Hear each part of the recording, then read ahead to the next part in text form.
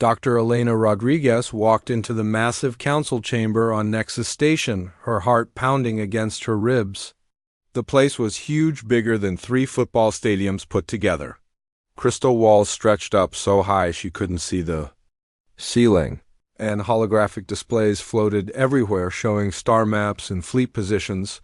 But what really got her attention were the aliens. The Zephyrians looked like giant praying mantises, their green carapaces gleaming under the artificial lights. Their heads moved in quick, jerky motions as they clicked and chittered to each other. When they laughed, it sounded like breaking glass. The Altarians were different, tall, graceful beings that seemed to shimmer in and out of focus. They wore flowing robes that changed color as they moved, and their voices sounded like wind chimes when they spoke through their translators. Then there were the Ursans, humanity's only real allies in the galaxy. They looked exactly like what you'd expect, massive bear-like creatures standing on 2 legs, covered in thick brown fur.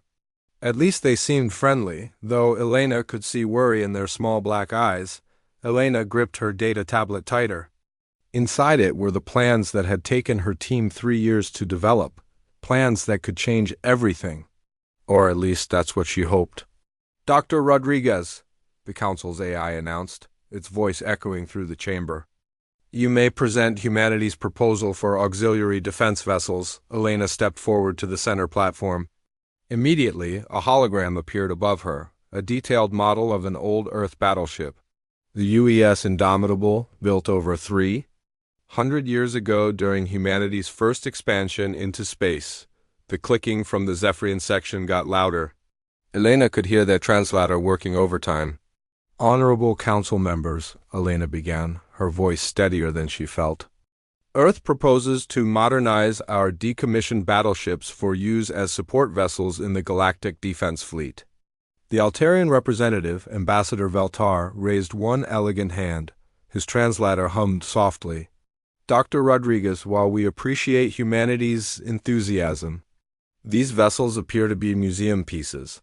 What possible contribution could they make to modern warfare?" Elena touched her tablet, and the hologram zoomed in to show the ship's weapon systems. "We've developed new kinetic projectile systems.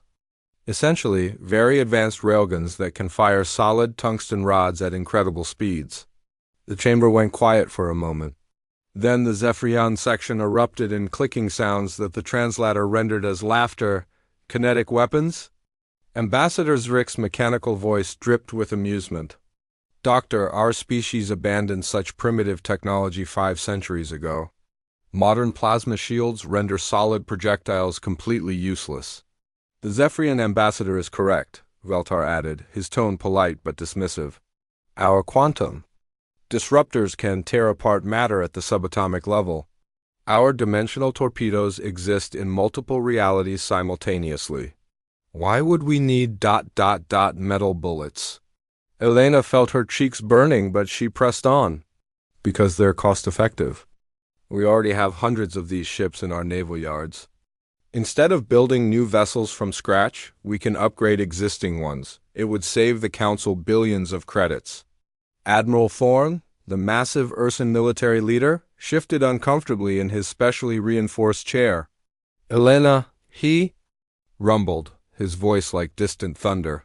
"We understand human ingenuity, but perhaps it would be better to focus on learning from our more advanced allies."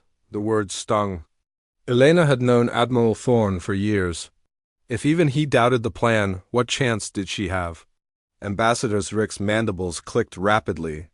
"Perhaps humans should focus on what they do best, manufacturing components for real warships. Leave the actual fighting to species with appropriate technology." "Now wait, just a minute," Elena said, her anger finally breaking through her diplomatic training. "Humans have been fighting wars longer than your species has had spaceflight. We know a thing or two about combat. Fighting with chemical explosives and metal slugs," Veltar observed. "How ... quaint, but this is the age of energy weapons and exotic matter manipulation. Your railguns would be like bringing swords to a laser fight." The other delegates were starting to murmur among themselves. Elena could see she was losing them. The holographic displays around the chamber showed the modern weapons they were talking about: sleek energy cannons that could melt asteroids, missiles that folded space around themselves, defensive shields that existed in 17 dimensions. Compared to all that, her railguns probably did look primitive. "The Council will vote," announced the AI. "All in favor of funding humanity's auxiliary vessel proposal?" Elena held her breath. A few scattered lights appeared on the voting display, mostly from human colonies and a couple of minor species. The Ursans abstained, which hurt more than an outright no. "Motion denied," the AI declared. "Vote count: 17 in favor, 238 opposed, 15 abstentions." Elena stared at the numbers. "It wasn't even close, Ambassador." Zrick approached her as the other delegates began filing out. Up close, he was even more intimidating, nearly 8 feet tall with razor-sharp mandibles that clicked constantly. "Dr. Rodriguez," his translator began, "I hope you understand this is not personal, but the galaxy faces real threats. The Devourers may return someday. When they do, we need weapons that can actually hurt them, not antiques from humanity's war museum." He leaned closer, and Elena caught a whiff of something like cinnamon and metal. "Perhaps humans could contribute by manufacturing power cores for Altarian ships, or providing raw materials for Zephyrian bioweapons. There are many ways to serve the greater good without this." Elena watched him walk away, his chittering lost among the sound of hundreds of delegates leaving the chamber. Soon she was alone except for Admiral Thorne, who lumbered over with a sympathetic expression. "I'm sorry, Elena," he said, his voice gentler now. "But they're not wrong. Those old ships, they're beautiful pieces of history, but history doesn't win battles anymore." "Maybe," Elena replied, still staring at the hologram of the Indomitable, floating above the platform. "But history teaches us things." "Important things? Like what?" Elena finally looked up at her old friend. "Like how to win when everyone thinks you're going to lose." 2 hours later, Elena was on a transport back to Luna Shipyard. Through the viewport, she could see Earth hanging in space like a blue marble. Home to 8 billion humans who still believed in making old things new again, her communicator buzzed. A message from Victor Chun, her chief engineer back at the shipyard. "How did it go?" was all it said. Elena typed back. They said no. "Start." "Work anyway," the response came immediately. "Already on it?" "The Indomitable is waiting for you." Elena smiled for the first time all day. Maybe the galaxy's advanced civilizations had forgotten something important in their rush toward the future. Maybe sometimes the old ways were old for a good reason. Because they worked, she looked out at the stars, wondering if somewhere out there the Devourers were stirring. If they were, the galaxy was about to learn that humans didn't give up easily. And they definitely didn't throw away perfectly good warships. Just because someone called them outdated. The transport docked at Luna Shipyard an hour later. Elena could see the Indomitable through the observation deck, 300 years old, scarred from a dozen conflicts and absolutely beautiful. Victor was waiting for her at the airlock, grease on his hands and excitement in his eyes. "So," he said with a grin, "ready to show them what legends are made of?" 6 months had passed since the council meeting, and Luna Shipyard looked like a completely different place. Where there used to be quiet maintenance bays and storage areas, now sparks flew from welding torches 24 hours a day. The sound of metal being cut, shaped, and rebuilt echoed through every corridor. Elena stood on the observation deck, watching teams of engineers crawl over the Indomitable like ants on a hill. The old battleship was barely recognizable now. Her original gray hull had been stripped down to the bare metal, revealing 3 centuries of battle scars and repair patches. Some of those marks came from humanity's first war with the Centauri pirates. Others were from the asteroid mining conflicts that had shaped human expansion into space. "She's beautiful, isn't she?" Victor Chun appeared beside Elena, wiping grease from his hands with an old rag. His coveralls were stained with coolant and metal shavings, and he looked like he hadn't slept in days. But his eyes were bright with excitement. "She will be," Elena replied, watching as a crew installed new armor plating along the ship's flanks. How are the power systems coming along? Victor grinned. That's the best part. Come on, I'll show you. They took the maintenance lift down to the ship's engineering decks. The Indomitable had been built when fusion reactors were cutting-edge technology. Her original power plant could have supplied electricity to a small city, but it was nothing compared to what Victor's team had installed. Behold, Victor said dramatically, gesturing at a sleek cylinder that hummed with barely contained energy, our new antimatter power core. This baby puts out 50 times more energy than the old fusion reactors, and it's half the size. Elena whistled softly. Where did you get an antimatter reactor? Those cost more than most planets make in a year. Remember Captain Rodriguez from the merchant fleet? Turns out his cousin runs a surplus equipment yard on Titan. This reactor came from a luxury cruise ship that went bankrupt. They were selling it for scrap metal prices because nobody else wanted a 3-year-old reactor. 3 years old is practically new for antimatter tech. Exactly, plus I made some modifications. Victor's grin got wider. Standard antimatter reactors are designed to be safe and predictable. Ours is designed to feed the biggest railguns ever built. They walked deeper into the ship, past crews installing new computer systems and communication arrays. Everything was human-made, Elena noticed. Not because they couldn't afford alien technology, but because human equipment was designed differently. Where alien systems prioritized efficiency and elegance, human gear was built to be repaired, modified, and pushed beyond its limits. The weapons bay is this way, Victor said, leading her through a freshly cut passage. Wait until you see what we've done. The main weapons deck stretched for nearly a quarter-mile through the ship's core, where the Indomitable once carried missile launchers and laser cannons. Now she held something that looked like science fiction come to life. Massive railgun barrels ran the entire length of the deck, surrounded by cooling systems, magnetic field generators, and loading mechanisms that could handle projectiles the size of small cars. Holy ... Elena caught herself before swearing. Victor, these are enormous. They have to be. We're not just throwing metal at the enemy, we're accelerating tungsten rods to 15% of light speed. Do you know how much energy that takes? Young engineer looked up from a control panel she was calibrating. Elena recognized her, Dr. Amy Park, one of the brightest minds from the Mars Technical Institute. She'd given up a comfortable teaching job to work on this project. The power requirements were insane, Amy explained, setting down her tools. We had to completely redesign the magnetic containment system. Most railguns fail because they can't handle the electromagnetic stress of repeated firing.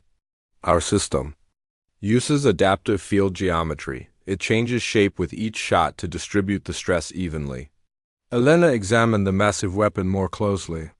The barrel was made of some kind of composite material she didn't recognize, wrapped with superconducting coils that would create the magnetic fields needed to accelerate the projectiles. What about ammunition? She asked. Victor walked over to a storage bay and pressed a button. A mechanical arm lifted out what looked like a metal spear, 6 feet long and perfectly smooth. Tungsten penetrator rods, he explained. Each one weighs about 2 tons and is harder than diamond. But here's the really clever part. They're not just solid metal. Amy took over the explanation, her eyes lighting up with enthusiasm. We embedded smart matter cores inside each rod. During flight, they can adjust their mass distribution, change their aerodynamics, even split into multiple projectiles if needed. It's like having guided missiles that don't need fuel or electronics. The aliens think kinetic weapons are primitive. Victor added, but they've never seen kinetic weapons with 3 centuries of human engineering behind them. Elena was starting to understand the scope of what her team had accomplished. This wasn't just about putting railguns on an old ship. They'd reinvented the entire concept of kinetic warfare. What about targeting? She asked. That's where it gets really interesting, Amy said, leading them to another section of the weapons bay. Modern warships use quantum sensors and probability. Targeting, great for hitting energy weapons and missiles. But we're using old-school optical tracking combined with gravitational sensors? She pointed to a display showing targeting data. Our system can track a baseball-sized object from 3 light minutes away. And since we're firing solid projectiles, there's no energy signature for enemy sensors to detect until impact. Elena shook her head in amazement. The council thought we were stuck in the past. We are, Victor said with a laugh. That's what makes this so brilliant. While everyone else was chasing the latest technology, we kept improving the basics. Humans never threw away anything that worked. We just made it work better. Word about the project had spread through human space faster than anyone expected. Elena's communication system was flooded with messages from colonies, mining stations, and independent traders. Most were offering support, but some criticized the entire effort. Why are we wasting time with antiques? One message read. We should be learning from our alien allies, not building museums that shoot. Elena understood the criticism. The galaxy had moved on from kinetic weapons for good reasons. Energy shields could deflect most projectiles. Plasma weapons could destroy targets at the molecular level. Quantum disruptors could erase things from existence entirely, but humans had always been stubborn about throwing away things that worked. The real breakthrough came during a routine test firing. Amy was calibrating the targeting system when she noticed something odd in the sensor readings. The tungsten rods, when accelerated to near-light speed, were creating some kind of disturbance in space around them. Victor, come look at this, she called out. Staring at her displays in confusion, Victor hurried over, followed by Elena. The readings showed energy patterns that didn't make sense according to conventional physics. What am I looking at? Elena asked. I'm not sure, Amy admitted. But when our projectiles reach about 12% of light speed, they start generating these quantum wake effects. It's like they're disturbing the fabric of space-time itself. Victor frowned at the data. That shouldn't be possible. Solid matter doesn't interact with quantum fields unless... He stopped talking, his eyes widening. Unless what? Elena prompted. Unless the matter is moving fast enough to affect the zero-point energy field, Amy finished, her voice filled with excitement. Victor, if this is what I think it is, it could disrupt exotic matter, Victor said slowly. The stuff that powers modern shields and weapons. Elena felt a chill run down her spine. Are you saying our primitive weapons might actually be able to hurt advanced ships? I'm saying, Amy replied, pulling up more test data, that we might have accidentally discovered something no one else knows about. While other species abandoned kinetic weapons, they never pushed them to these speeds. They never found out what happens when solid matter approaches the speed of light. Elena looked at the readings, then at the massive railgun, then at her two brilliant engineers. Outside the ship, work continued as hundreds of humans retrofitted a 300-year-old battleship with weapons that might change everything. Keep testing, she said finally. But don't transmit any of this data off the ship. If we're right about the quantum effects, the galaxy is about to learn that sometimes old school beats high tech. Victor finished. 3 days later, Elena stood on the Indomitable's bridge as the ship powered up for its maiden voyage. The bridge had been completely rebuilt, but they'd kept the traditional layout that human naval officers had used for centuries. Captain's chair in the center, weapons stations to the right, navigation to the left. The main view screen showed Luna shipyard falling away behind them as the Indomitable's new engines pushed her toward open space. Elena felt the ship's power humming through the deck plates, not the gentle vibration of civilian vessels, but the deep throb of a warship ready for battle. All systems showing green, reported the navigation officer. Reactor output steady. At 40%. Weapon systems online, added the gunnery chief. Railgun batteries. The alarm that woke Elena from her sleep wasn't the gentle chime of a routine alert. It was the bone-deep howl that meant only one thing, immediate and deadly danger. She rolled out of her bunk aboard the Indomitable, grabbing her uniform and rushing to the bridge before she was fully awake. Report, she called out as the bridge crew scrambled to their stations. Lieutenant Commander Torres looked up from his communications console, his face pale. Ma'am, we're receiving a priority distress signal from Kepler Station. It's not good. The main view screen flickered to life, showing a recorded message from the mining station.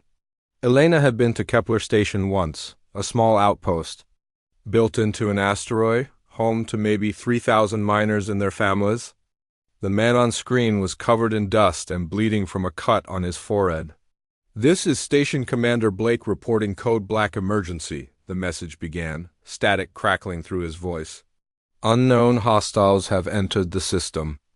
Repeat, unknown hostiles. They're enormous. Bigger than anything in our databases.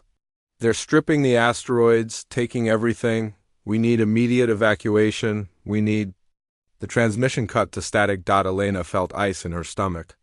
There was only one enemy that stripped star systems for raw materials. "Communications, get me Admiral Thorne immediately." The response came faster than she expected.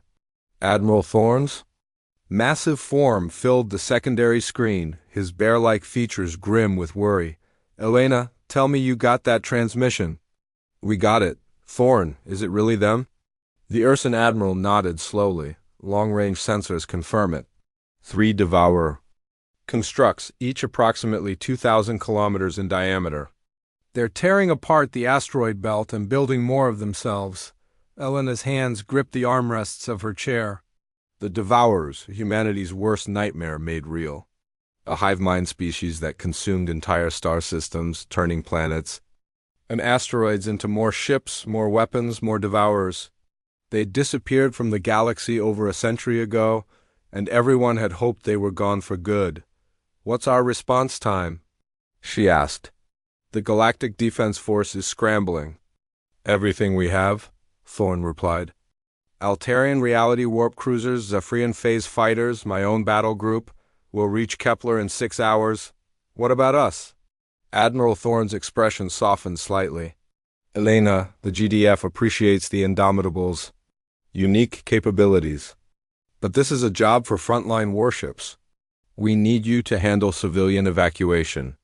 The words stung, but Elena had expected them. Despite months of testing and preparation, the galaxy still saw their retrofitted battleship as a curiosity, not a real weapon of war. "Understood, Admiral. We'll coordinate rescue operations." 5 hours later, Elena stood on the Indomitables bridge watching the largest fleet assembly in galactic history. Ships from a dozen species had converged on Kepler Station.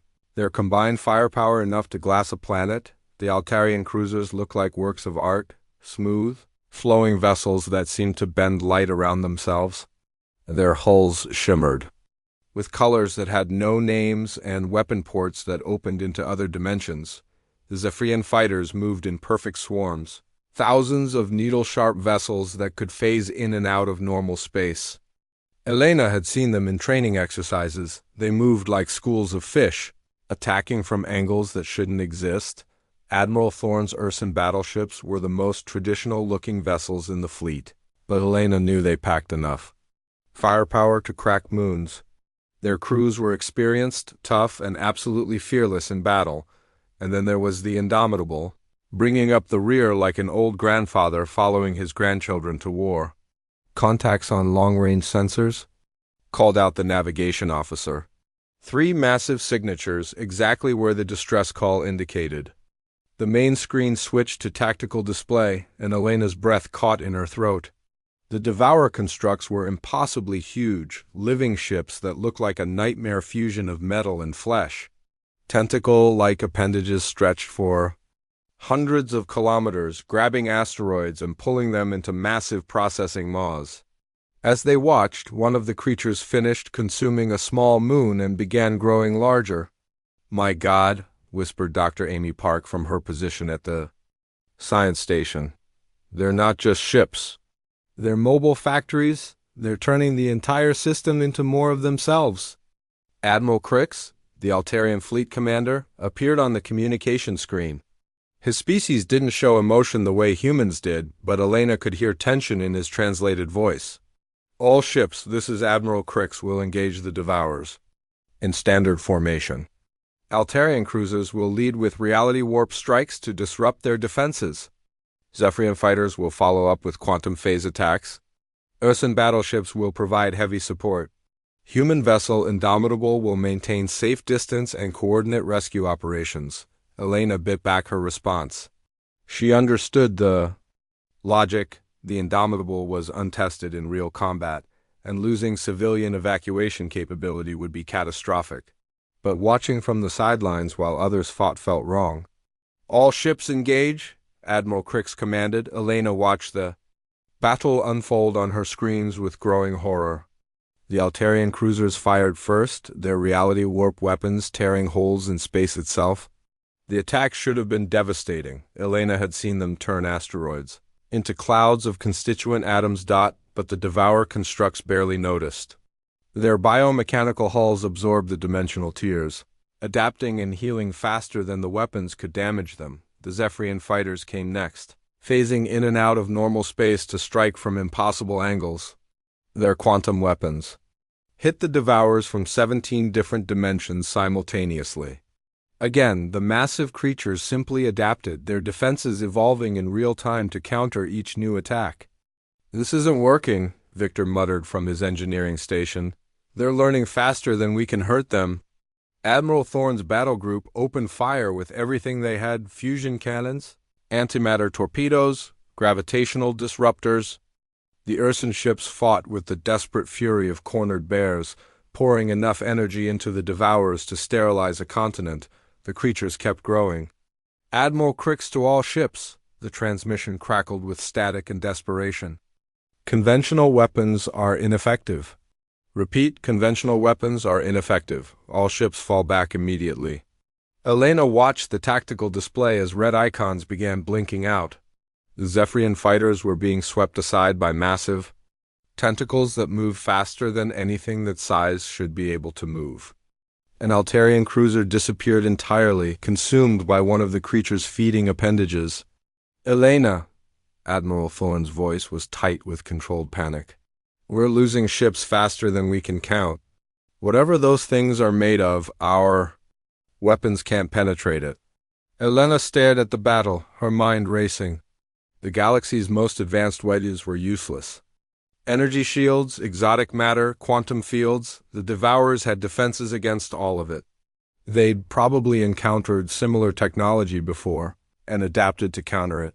But there was one thing they hadn't encountered. "Victor," she called out, turning to face her chief engineer. "How long to charge the main railgun batteries?"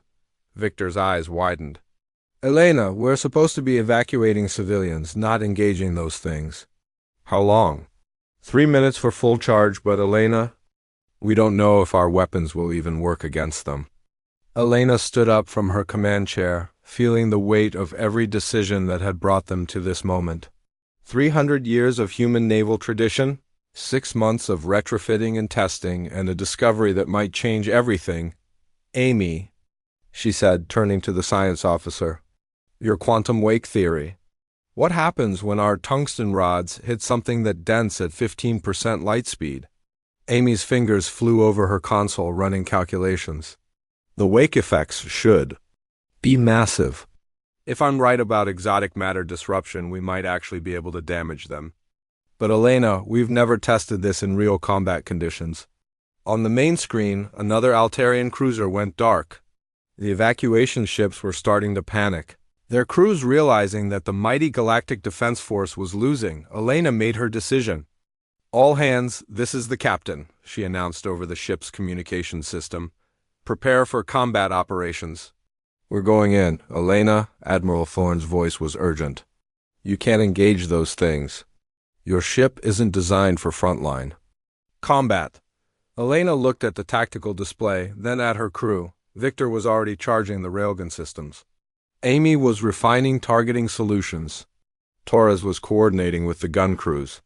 These weren't just her officers, they were her friends, her family, the people who'd believed in this impossible project when everyone else called it a waste of time. "Admiral," she said calmly, "with respect, this ship was designed for exactly this kind of fight. We just forgot that for a while." She turned to her helmsman. "Take us in, full speed. Bring us to optimal firing range." The Indomitable surged forward, her ancient hull groaning under the acceleration. Around them, the remnants of the Galactic fleet tried to regroup for another futile attack. Behind them, evacuation ships waited to see if anyone would survive to rescue Dot, and ahead of them, three impossibly huge creatures continued there. The Indomitable's bridge was dead silent except for the steady hum of charging railgun capacitors. Elena could feel the ship's power building like a thunderstorm about to break. Every display showed green lights, weapons ready, targeting locked, power at maximum. Range, 800,000 kilometers and closing, Amy reported from her science station. Her voice was steady, but Elena could see her hands shaking slightly as she fine-tuned the targeting computers on the main screen. The largest Devourer construct filled their view. Up close, it was even more terrifying than Elena had imagined. The thing looked like a mountain-sized sea urchin made of metal and flesh, with thousands of tentacles reaching out to grab asteroids and pull them into grinding maws.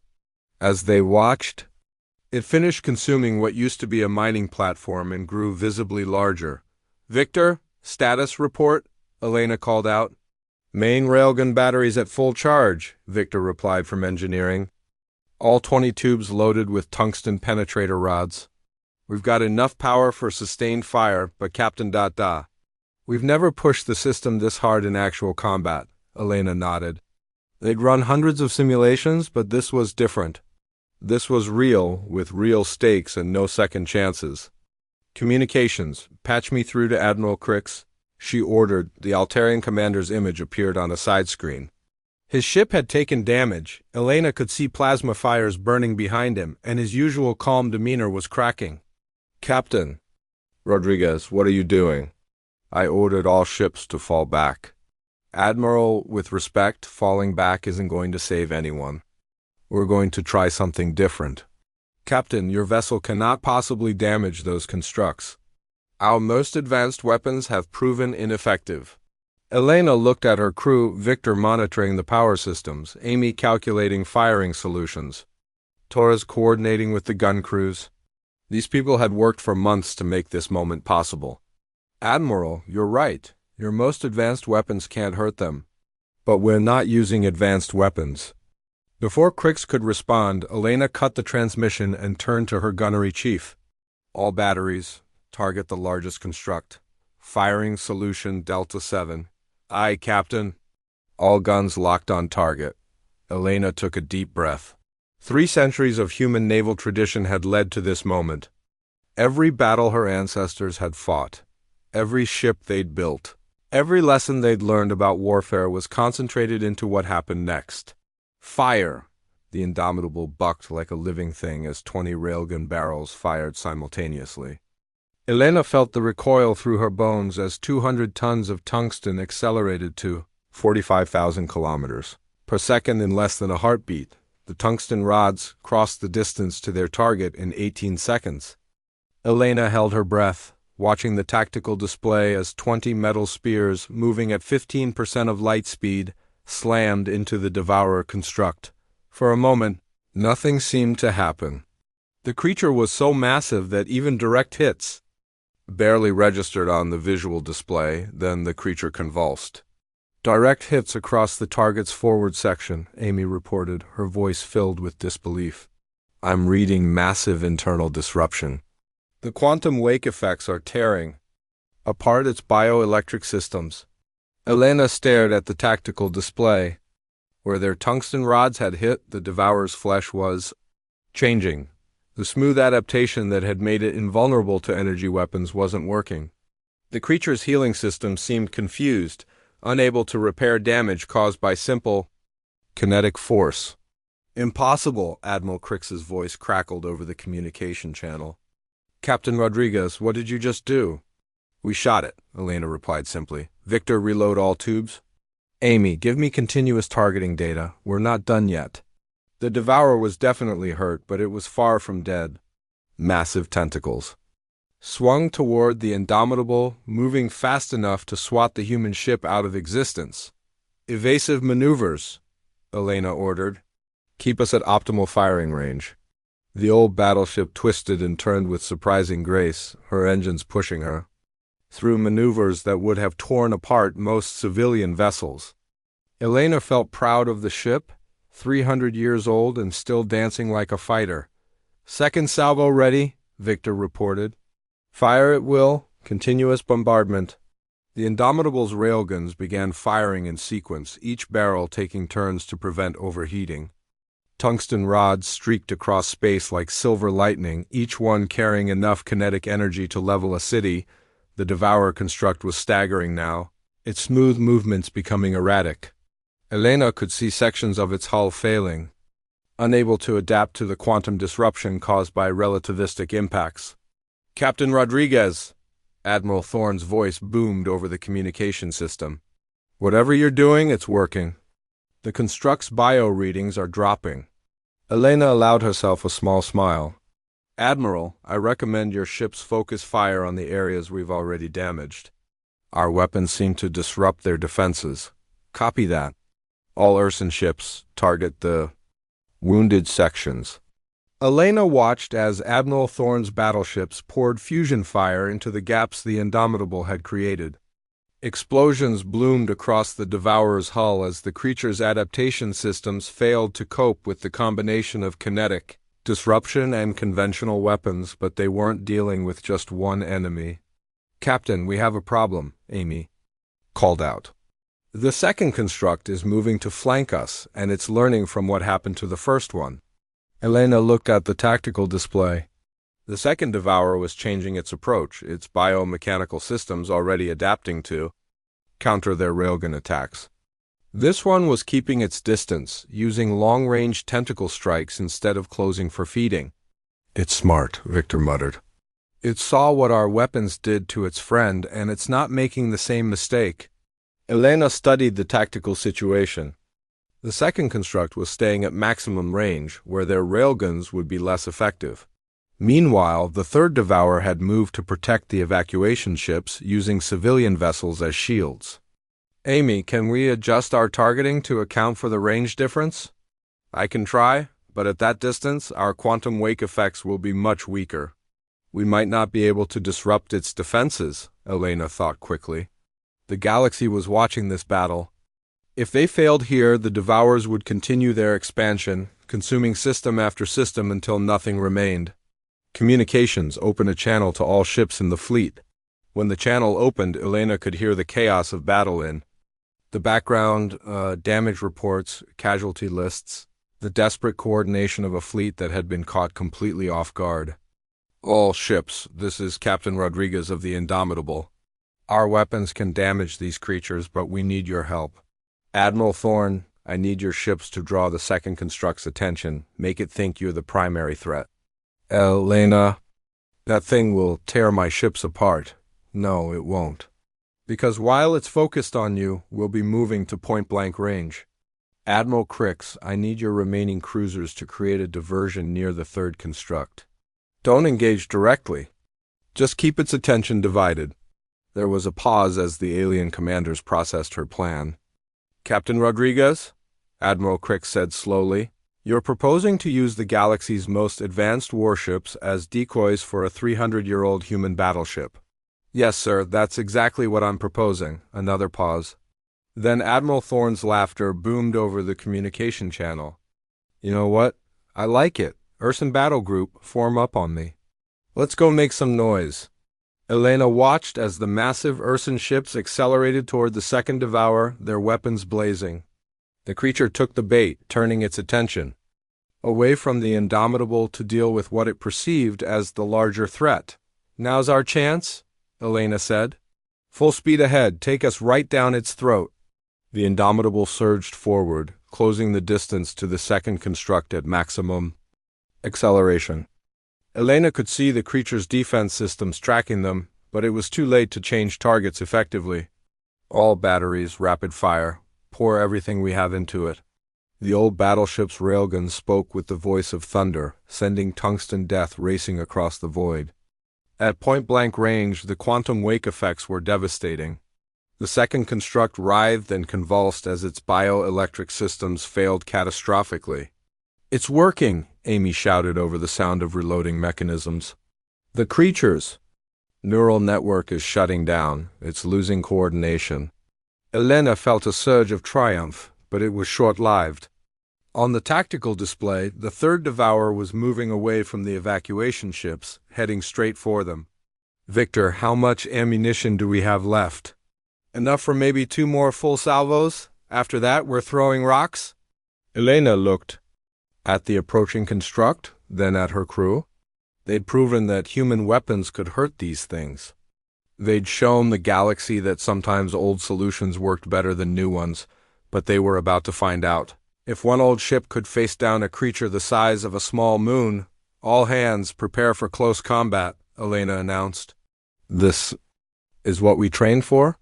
The third Devourer filled their view screen, its countless tentacles reaching out to crush the tiny human ship that had dared to challenge it. Elena gripped her command chair and smiled. Let's finish this. The third Devourer construct bore down on the Indomitable like a living nightmare. Elena could see individual details on its surface now, the grinding feeding mechanisms, the pulsing bioelectrical conduits, the thousands of sensor clusters that tracked their every movement. It was close enough that she could make out the scars from previous battles, evidence that this creature had been consuming civilizations for centuries. Distance, 50,000 kilometers and closing, Amy reported, her voice tight with concentration. At current approach speed, we have 90 seconds to intercept. Elena studied the tactical display. The third construct was different from the others, older, more experienced. It had watched both its companions fall to human weapons, and it was learning. Its approach pattern was erratic, making targeting difficult. Worse, it was using debris from the destroyed mining platforms as shields, forcing them to fire through.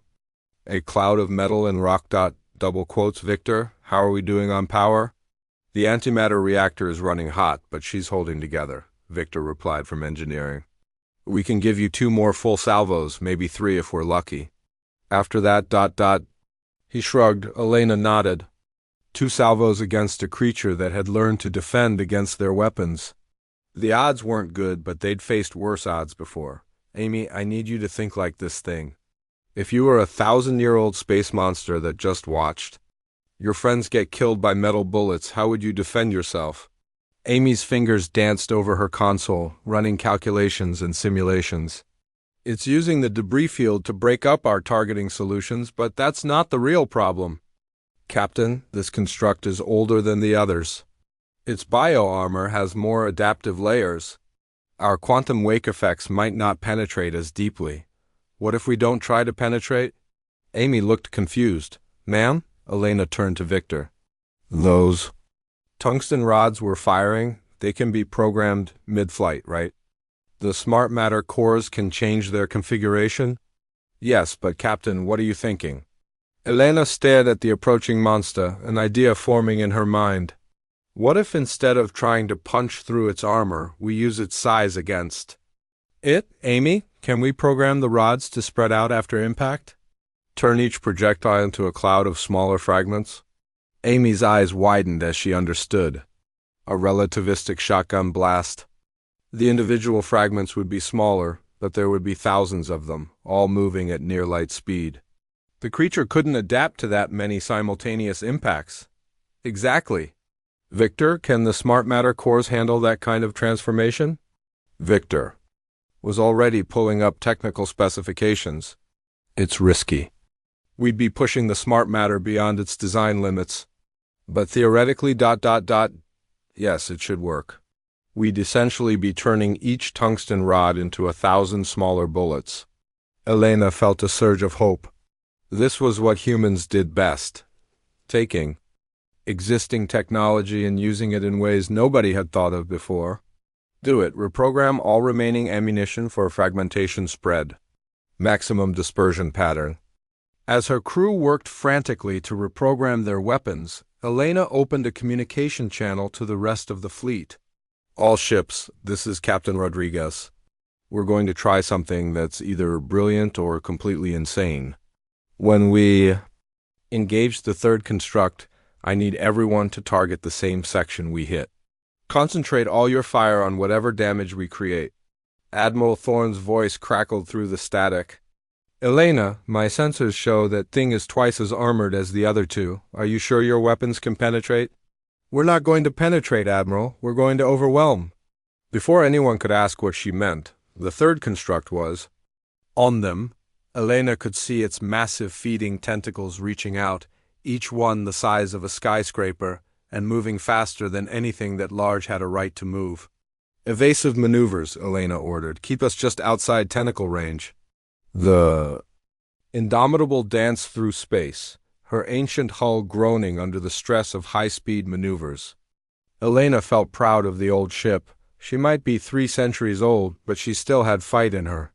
Weapons ready, Victor reported. All tubes loaded with fragmentation rounds. Target the construct's main body, center mass. Fire all batteries. The Indomitable shuddered as her railgun spoke one final time. 20 tungsten rods streaked across space, their smart matter cores already, beginning the transformation that would turn each projectile into a cloud of death. Elena held her breath as the rods reached their target. For a split second, nothing seemed to happen.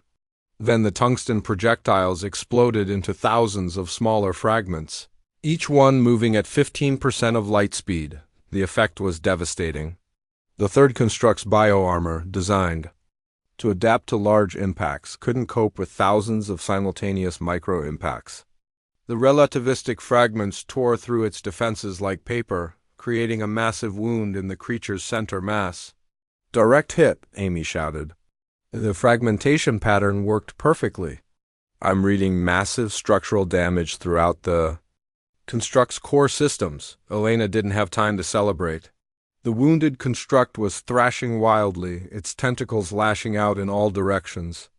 One of them caught the Indomitable a glancing blow, sending the ship spinning. Hull breach on Deck 7, Victor reported as emergency alarms blared. We've lost artificial gravity in 3 sections. Elena gripped her command chair as the ship stabilized. Through the viewscreen she could see the third construct was dying, but it wasn't going quietly. Its death throes were tearing apart what remained of the Kepler system. All ships, concentrate fire on the wounded section, she ordered. Finish it before it takes us all with it. The combined fleet opened fire with everything they had left. Fusion cannons, plasma torpedoes, and quantum disruptors poured into the gap the Indomitable had created. Without its adaptive defenses, the construct couldn't heal the damage fast enough. With a sound that Elena felt rather than heard, the third Devourer construct collapsed in on itself. Its biomechanical systems finally failed, and the mountain sized creature went dark and still. Elena slumped back in her command chair, suddenly exhausted. Around her, the bridge crew was cheering, but she could barely hear them over the ringing in her ears. Captain, Amy said quietly, we did it. All 3 constructs are destroyed. Elena looked at the tactical display, where 3 nightmare creatures had been consuming the Kepler system. Now there was only debris and the scattered remains of humanity's mining operation. Casualties? She asked. Heavy losses among the fleet, Torres reported from communications. But the evacuation ships are safe. We saved them, Captain. We saved them all. 6 months later, Elena stood in the same council chamber where her proposal had been rejected. But this time, the massive hall was packed beyond capacity. Representatives from dozens of species filled every available seat, and holographic displays showed thousands more joining virtually from across the galaxy. The atmosphere was completely different now. Where once there had been dismissive clicking and condescending translations, now there was respectful attention. The Zephyrian delegation sat in the front row, their mandibles still for once. The Altarian representatives had given up their usual shimmering robes for simple, practical clothing. Elena stood at the central podium, not with a rejected proposal this time, but with a comprehensive report on the Battle of Kepler Station. Behind her, a holographic display showed the Indomitable in all her battle-scarred glory. Honorable Council members, Elena began, I stand before you today not to request funding, but to share what we learned when the galaxy's most advanced weapons failed against the Devourers. She touched her control pad, and the display showed footage from the battle, the moment when 20 Tungsten rods, moving at near light speed, tore through defenses that had stopped every other weapon in the galactic arsenal. We learned that sometimes the old ways work better than the new ways. We learned that innovation doesn't always mean abandoning what came before. Most importantly, we learned that there's wisdom in keeping things that others think are outdated. Ambassador Zrick, the same Zephyrian who had mocked her proposal, raised a trembling claw. Dr. Rodriguez, Admiral Rodriguez, how soon can you share this kinetic weapon technology with the rest of the fleet? Elena smiled. Ambassador of the technology. Isn't the secret? The secret is understanding that new isn't always better. Your species has brilliant minds and incredible manufacturing capabilities. But you threw away kinetic weapons before you fully understood their potential. She gestured to the hologram of the Indomitable. This ship is 300 years old. Humans kept her and ships like her not because we couldn't afford newer ones, but because we understood that sometimes old solutions are the best solutions. Admiral Thorne stood up from his reinforced chair, his massive form commanding attention. The Ursan Republic formally requests permission to retrofit our older vessels with human kinetic systems. We've seen what happens when we abandon the tools. That worked. The Altarian Concordat seconds that request, added Ambassador Veltar. Perhaps it's time we reconsidered our approach to military technology. Elena looked out at the assembled delegates, beings from across the galaxy who had learned the same lesson humanity had always known. Don't throw away something just because it's old. Don't assume that,